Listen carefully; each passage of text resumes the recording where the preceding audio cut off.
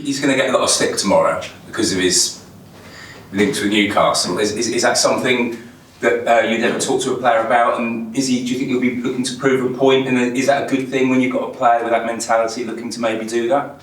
Well, he's a really experienced player. Obviously, he's played in at the highest level for his country and with his previous club. So I think he's very used to that.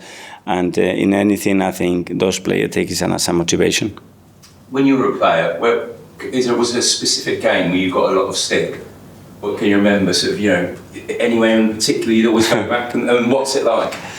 I don't know, personal stick, to be fair.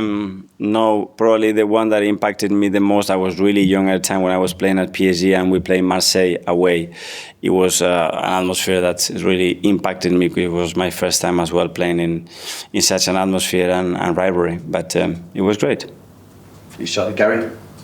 Mikel, you were talking to Simon about the AI. What would you like from AI? Because obviously there's no point in the tech people producing a system without your input. So what would you want as a manager from AI? It makes me think and it questions certain things that we do. But would you want it to model injuries, model games, model tactics? If it's reliable and can help us, for sure. If it can guide us, for sure. But always without losing the sensitivity and the feeling and the following the gut at the end. Which at the end we're dealing with human beings, and that's an aspect that so far is not able to replace. Thanks, Gary. Sorry, Tom. When he started his coaching, can you remember when he started his coaching? When he was coaching some of the players who are now part of the first team. I think Ethan was one of them, and they had a great group because it was, I think, Cedric, Nwaneri, there were a few there as well, and I loved it because that means that, and I'm sure if he wants to, one day he's going to be a great coach, and many others that they have started their licenses while we are here because they feel inspired, they love it, and they see an opportunity as well to improve their lives after they retire. Thanks, Gary. Sam from the Telegram. What kind of coach do you think Raya would be? It will be up to him to decide. That's not for me, but I think a very good one. Would you like someone like that on your coaching staff in the future if he wanted to come back? Oh, let him play first. I think he's playing every minute of every game, so I think he still have a long career ahead of him. It's quite interesting because obviously Carlos Cuesta's now gone to Parma and Jack Wilshere, obviously to a lesser extent, but Jack Wilshere was here seeing how you work.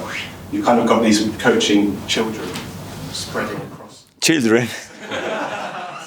I know they're old, but it's great. At the end, everybody has a pathway. Everybody needs an opportunity. I go one, and the players and the people around you obviously need to have that. And everybody wants to develop and try things in life. And when they feel that's the right moment to do, you have to let them fly and wish them the best.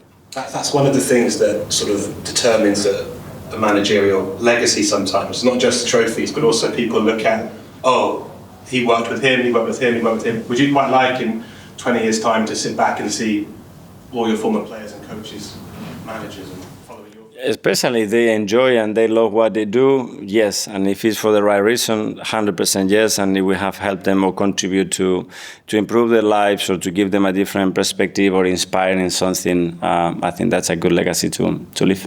Thanks, Sam. Just a couple more. Ed from The Guardian, please.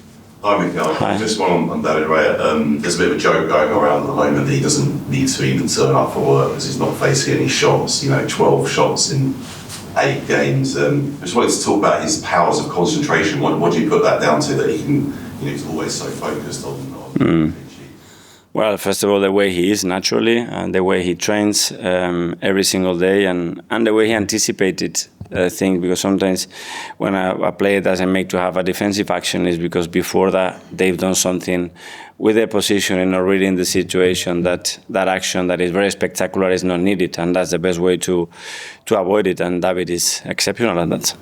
Have you sensed a change in his character over the last couple of years since he's been at Arsenal? He's become a lot more mature and become one of the leaders of your team?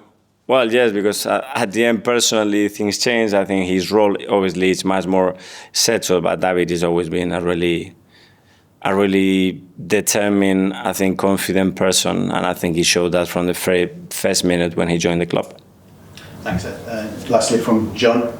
You mentioned the AI is good if it's reliable. A lot of AI seems to me to be absolutely off the mark completely.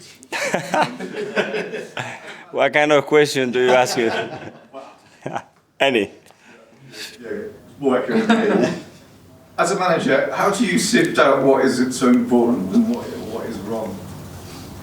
In general, and all the stats you get, because you get more stats. Well, exactly. It's like stats, yeah. So how do I interpret those stats and how reliable they are, and especially for how long we are analyzing things, because my database is so small, you can get very confused, very annoyed immediately, but this data means nothing, because you have to analyze, first of all, what is the methodology to analyze data.